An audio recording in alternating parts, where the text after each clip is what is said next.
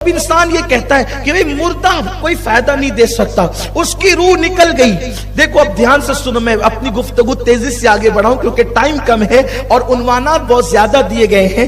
اب انسان سوچتا ہے بھئی اس کی تو روح نکل گئی، وہ ہل بھی نہیں سکتا، ناک پر سے مکھی بھی نہیں ہٹا سکتا، وہ ہمیں کیسے فائدہ پہنچا سکتا ہے؟ تو میں آپ کو بتاتا ہوں، دیکھو مردہ کیسے فائدہ پہنچاتا ہے۔ توجہ آپ کی، مردہ کیسے فائدہ پہنچاتا ہے؟ جیسی پتہ چلا مٹی دینے چلو بھائیو فلاں صاحب کا انتقال ہو گیا، تو جتنے لوگوں نے وہ پکارا سنا، کیا کہتے پتہ ہے؟ انا للہ و انا الیہ راجعون۔ بولو کہتے کہ نہیں کہتے؟ کیا کہتے ہیں؟ آپ نے کیا پڑھا؟ قرآن کی آیت پڑھی، قرآن کی آیت کا ایک حرف پڑھا تو کتنی نیکی ملی؟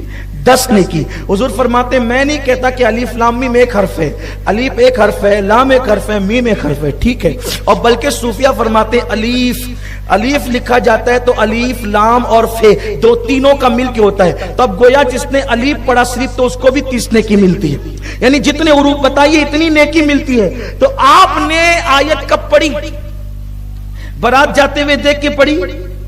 بولیے نہیں۔ مولانا کو جاتے ہوئے دیکھ کے پڑھی؟ نہیں۔ لیڈر کو جاتے ہوئے دیکھ کے پڑھی؟ نہیں۔ پکارا سنا کہ فلاں مر گیا تو آپ نے کیا پڑھی؟ انا للہ۔ اب انا للہ جو آیت پڑھی، وہ آیت پڑھنے کا ثواب آپ کو ملا کہ نہیں ملا؟ بولو ذریعہ کون بنا؟ کون ذریعہ بنا؟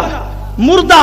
تو مردے نے آپ کو فائدہ پہنچایا کہ نہیں پہنچایا؟ کہ آپ وہ مرا اور اس نے آپ کو آیت پڑھوائی، تو مردہ آیت پڑھنے کا ذریعہ بنا کہ نہیں بنا؟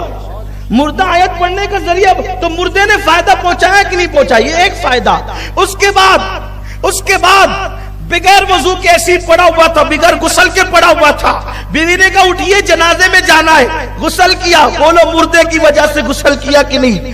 ارے چلو غسل والا تو وضو کیا کہ نہیں؟ اس کے بعد پھر مسجد پہنچا، بلکہ اس کے میت کے گھر پہ پہنچا۔ آقا فرماتے جتنے قدم چلے گا ہر قدم پر اللہ 1 سال کی عبادت کا ثواب عطا فرمائے گا۔ بولو مردے کی وجہ سے فائدہ ملا کہ نہیں ملا؟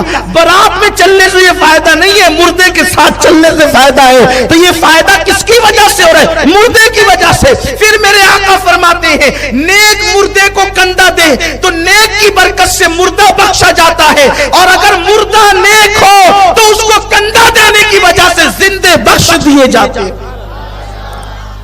بھائیو جب مردے کا عمل ہمارے کام آ رہا ہے تو ہمارا عمل مردے کے کام کیوں نہیں آ سکتا؟